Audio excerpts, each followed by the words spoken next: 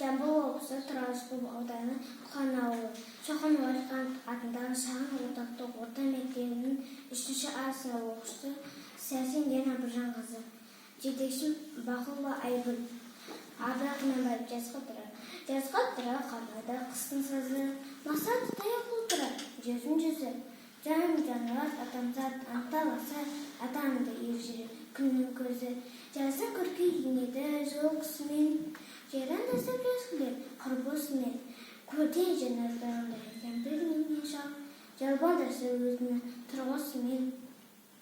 Қырдағы ел ойдарымен араласып, күлімдесіп көрісіп, құшақтасып, шаруа қуған жастардың мойны босап, сыпырласып, сырласып, мауқын басып.